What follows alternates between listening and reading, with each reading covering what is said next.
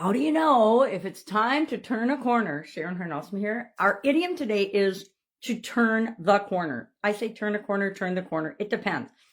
If there's only one corner, you can say or the, right? They're interchangeable.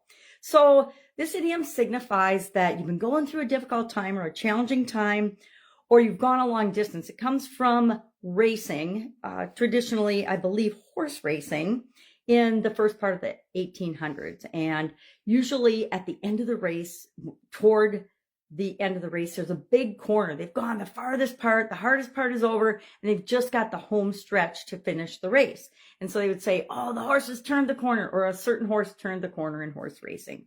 And that came to mean that we've gone through a challenging time. We're talking about our business, right? So we've gone through and we put in a ton of hard work, and we've made a lot of effort and progress. And we have to decide if we're going to continue on, which, what's the alternative? Quit? No, not an option. So we're going to keep going, but we've turned a corner and we expect things to get a little bit easier now, right?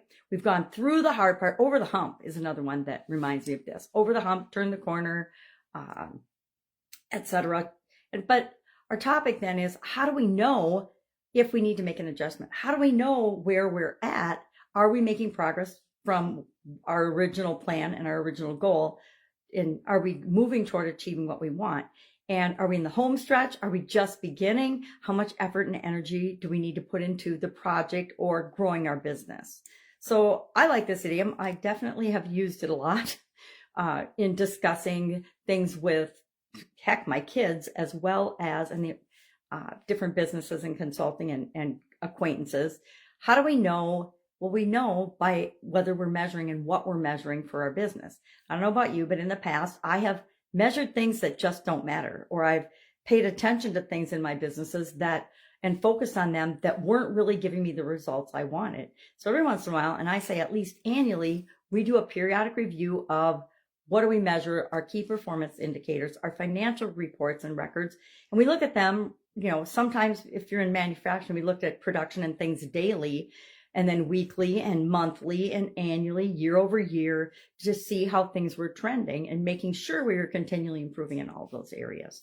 So how do you know if you are and where you are in the progress from where you are to your actual ultimate end goal for your business? And it's a little bit different for each and every one of us, but depending on what your purpose is and your mission and your intent will determine the things that you measure.